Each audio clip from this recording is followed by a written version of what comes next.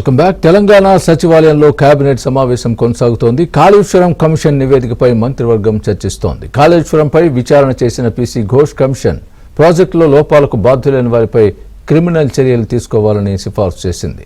ఈ క్రమంలో రేవంత్ ప్రభుత్వం ఎలాంటి నిర్ణయం తీసుకుంటుందన్న ఉత్కంఠ నెలకొంది. మరోవైపు కేబినెట్ భేటీ ముగిశాక సాయంత్రం 6 గంటలకు CM Revanth Reddy press meet నిర్వహించబోతున్నారు. కాళేశ్వరం కమిషన్ నివేదిక వివరాలు వెల్లడించే అవకాశం ఉంది.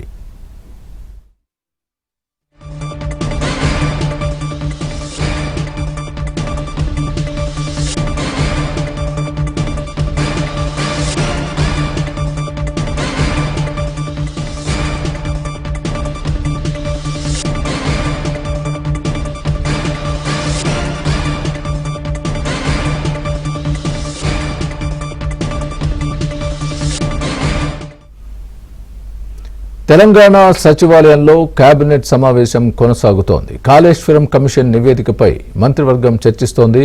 కాళేశ్వరంపై విచారణ చేసిన పీసీ ఘోష్ కమిషన్ ప్రాజెక్టులో లోపాలకు బాధ్యులైన వారిపై క్రిమినల్ చర్యలు తీసుకోవాలని సిఫార్సు చేసింది. ఈ క్రమంలో రేవంత్ ప్రభుత్వం ఎలాంటి నిర్ణయం తీసుకుంటుందన్న ఉత్కంఠ ఇప్పుడు నెలకొంది. మరోవైపు కేబినెట్ భేటీ ముగిశాక సాయంత్రం 6 గంటలకు CM Revanth Reddy press meet నిర్వహించబోతున్నారు. కాళేశ్వరం కమిషన్ నివేదిక వివరాలు వెల్లడించే అవకాశం ఉంది. ఇదే అంశానికి సంబంధించి పూర్తి అప్డేట్ మా ప్రతినిధి నరసింగరావు చెప్తారు. నరసింగరావు చెప్పండి, సాయంత్రం 6 గంటలకు CM Revanth Reddy press meet పెట్టి కాళేశ్వరం కమిషన్ లో ఏముంది దాని వివరాలు వెల్లడించే అవకాశం ఉన్నట్టుగా మనం చూస్తున్నాం. ప్రస్తుతానికి కాళేశ్వరం ఎవరైతే అవకతవకలు పాల్పడ్డారో వాళ్ళందరికీ కూడా క్రిమినల్ కేసులు నమోదు చేయాలి అని చెప్పి పీసీ ఘోష్ కమిషన్ నివేదికలో పొందుపరిచినట్టుగా వార్తలు వస్తున్న నేపథ్యంలో ఇంకే అంశాలు పొందుపరిచింది, దానికి సంబంధించి ప్రభుత్వం డెసిషన్స్ ఏ విధంగా ఉండే అవకాశాలు కనిపిస్తున్నాయి? దాదాపుగా 2 గంటల నుంచి ఈ కేబినెట్ సమావేశం కొనసాగుతుంది స్వామి. మొదటగా ఈ సమావేశంలో కమిషన్ ఇచ్చినటువంటి నివేదికని కేబినెట్ ముందు పెట్టారు ఇరిగేషన్ శాఖ మంత్రి ఉత్తమ్ కుమార్ రెడ్డి.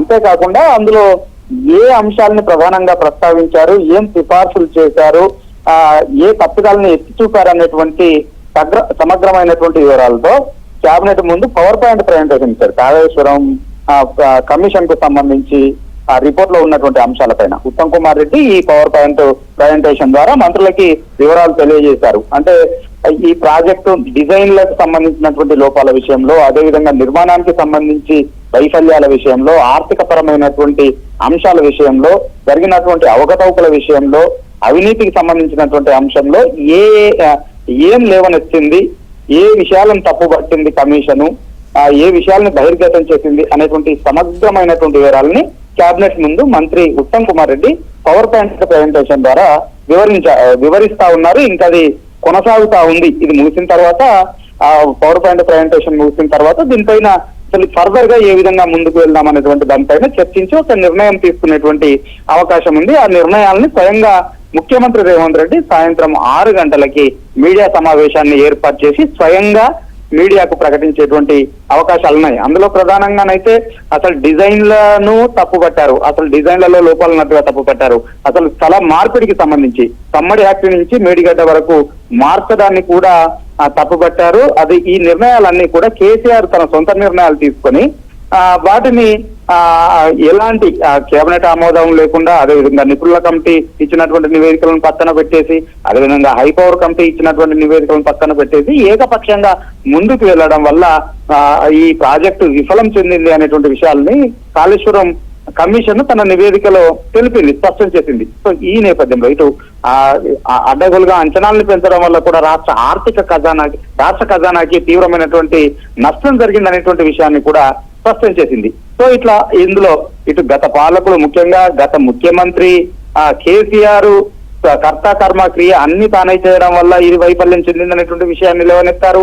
2 నిబంధనల ఉల్లంఘన జరిగింది, కేబినెట్ అప్రూవల్ లేకుండా నిర్ణయాలు తీసుకున్నారు అనేటువంటి విషయాన్ని చెప్పారు. అంతేకాకుండా ఇటు రాష్ట్ర ఖజానాకు కూడా తీవ్ర నష్టం జరిగిందని చెప్పారు. మరొక వైపు అధికారులు కూడా నిర్లక్ష్యంగా వ్యవహరించారు అన్నటువంటి విషయాన్ని లేవనెత్తారు. సో దీనిపైన ఏ విధంగా ముందుకు వెళ్ళాలి, సిట్టు విచారణకు ఆదేశించాలా, సిట్టును నియమించి విచారణ జరిపించాలా, లేదంటే ఏసీబీ ద్వారా దర్యాప్తు చేపించాలా అనేటువంటి ఒక నిర్ణయాన్ని తీసుకునేటువంటి అవకాశం అయితే ఉంది. అయితే తీసుకున్నటువంటి నిర్ణయాలని సాయంత్రం 6 గంటలకి స్వయంగా ముఖ్యమంత్రి రేవంత్ రెడ్డి ప్రకటించబోతా ఉన్నారు. అయితే ప్రస్తుతం ఇంకా కేబినెట్ సమావేశం కొనసాగుతుంది, పవర్ పాయింట్ ప్రెజెంటేషన్ ఇస్తా ఉన్నారు. తర్వాత చర్యలు ఏం తీసుకోవాలనేటువంటి దానిపైన ఒక నిర్ణయం తీసుకునేటువంటి అవకాశం ఉంది. Right, thanks for the update nursing.